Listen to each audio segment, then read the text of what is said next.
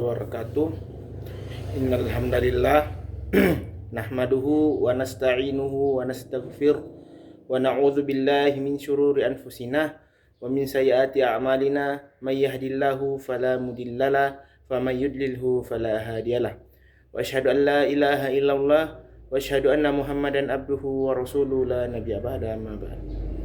Pertama-tama yang paling utama, marilah kita memanjatkan puji dan rasa syukur kita atas kehadirat Allah Subhanahu wa taala, di mana kita telah diberikan begitu banyak nikmatnya, sehingga Allah Subhanahu wa taala berfirman dalam Al-Qur'an, "Wa in ta'uddu ni'matallahi la tuhsuha."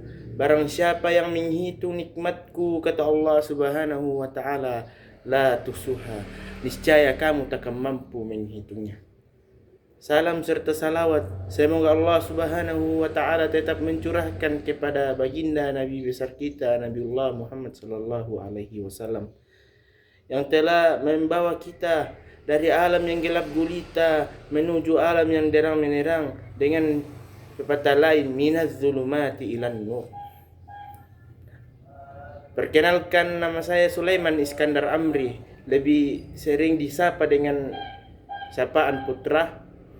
Saya dari Prodi Agroteknologi. Materi presentasi yang sempat saya bawakan pada kesempatan hari ini yaitu adalah tujuan dan fungsi penciptaan manusia dalam Islam. Islam memandang manusia sebagai makhluk yang paling mulia yang Allah ciptakan. Manusia diberikan akal, hati, dan tanggung jawab untuk menjalankan peran di dunia. Segala tujuan dan fungsi dijelaskan dalam Al-Quran dan As-Sunnah. Allah sebagai pencipta manusia dari tanah, kemudian ditiupkan roh kepadanya, dibekali potensi seperti akal untuk berpikir, hati untuk merasa dan mengenal Allah. Yang ketiga, fisik ada ditujukan untuk beramal dan bekerja.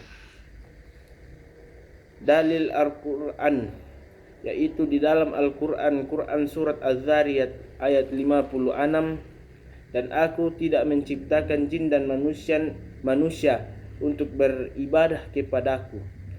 Yang kedua, Quran surat Al-Baqarah ayat 30, Allah menjadikan manusia sebagai khalifah di muka bumi. Yang ketiga, Quran surat Al-Mulk ayat 2, Allah menciptakan hidup dan mati untuk menguji siapa yang terbaik amalnya. Yang ketiga, tujuan penciptaan manusia dalam Islam. Yang pertama, untuk beribadah kepada Allah. Tujuan utama beribadah tidak hanya ritual seperti sholat, puasa, zakat, tetapi juga aktivitas sehari-hari yang bernilai kebaikan. Manusia sebagai Abdullah atau hamba Allah, itu adalah kewajiban. Yang kedua, khalifah di muka bumi, memimpin dan mengelola bumi dengan baik, menjaga alam dan lingkungannya dan makhluk lain, menegakkan keadilan dan hukum Allah, menguji kualitas amal. Hidup adalah ujian. Allah melihat siapa yang paling baik amalnya, bukan yang paling banyak. Manusia dituntut menjaga iman dan amal dan akhlaknya. 4. Menjadi umat yang terbaik, melaksanakan amar nahi mungkar, memberikan manfaat kepada sesama.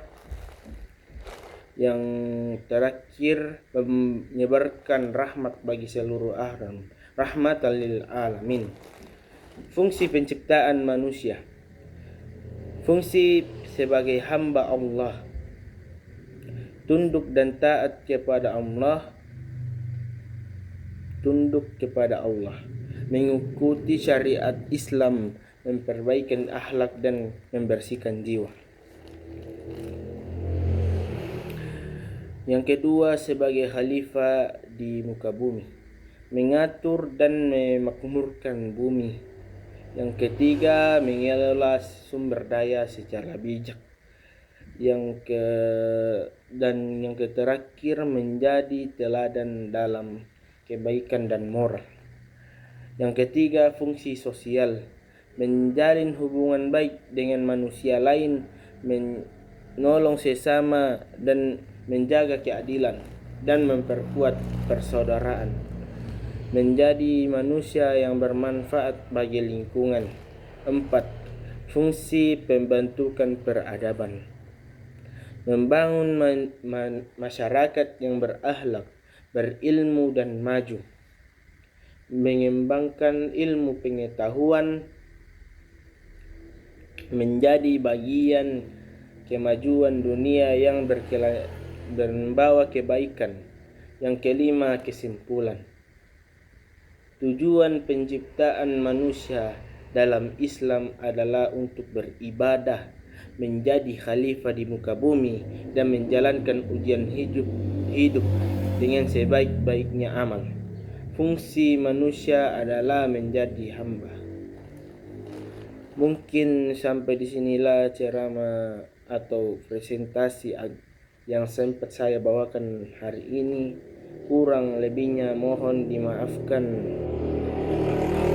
Bila ada kata pepatah yang salah dari mulut saya, itu kesalahan dari saya. Bila ada kebaikan dari presentasi kali ini, itu datangnya dari Allah Subhanahu wa taala. Mungkin sampai di sinilah presentasi pada hari ini. Kurang lebihnya mohon dimaafkan. Nun wal qalami wa ma yasturun. Assalamualaikum warahmatullahi wabarakatuh.